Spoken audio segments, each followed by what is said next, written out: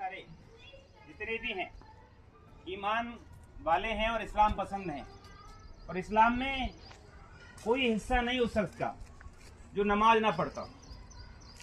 इस्लाम में कोई हिस्सा नहीं उस शख्स का जो नमाज ना पढ़ता हो।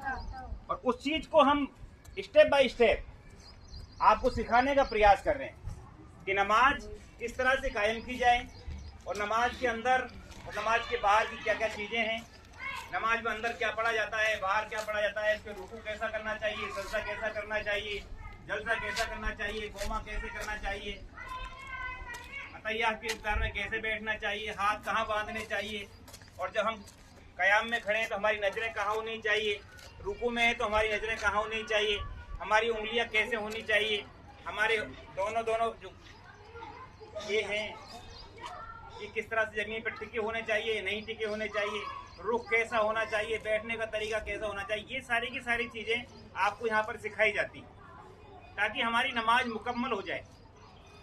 जब नमाज मुकम्मल हो जाएगी, नमाज को सही पढ़ना सीख जाएंगे तो दुआएं कबूल होंगी। क्या होगी? दुआएं कबूल होंगी। आज हमारी दुआएं कबूल क्यों नहीं होती? कि हमारी नमाज सही नहीं है, दुरुस्त नहीं है। नहीं तो साहबा की नमाज का आप तक देखते हैं कि साहबा ने अपने नमाज पढ़ी 2 रकात और अपने मसाइल को हल कराया है। लेकिन आज हमारी नमाजों से हमें फायदा नहीं हो रहा। उसकी वजह क्या है? कि हम नमाज को सही तरतीब से नहीं पढ़ रहे हैं।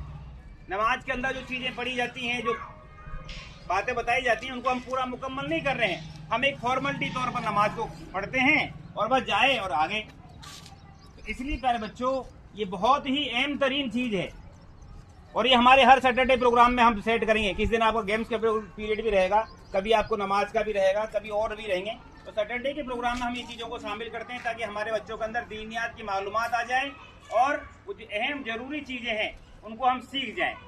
तो सद्दाम सर ने आपको नमाज का तरीका बताया कि आपको कैसे खड़े होना है, कैसे रुकू करना है, कैसे सजदा करना है, और सजदे में क्या पढ़ना है, और रुकू में क्या पढ़ना है, और कयाम में क्या करना है। ये सारी चीज़ों को हमको सीखने वाला बनना है।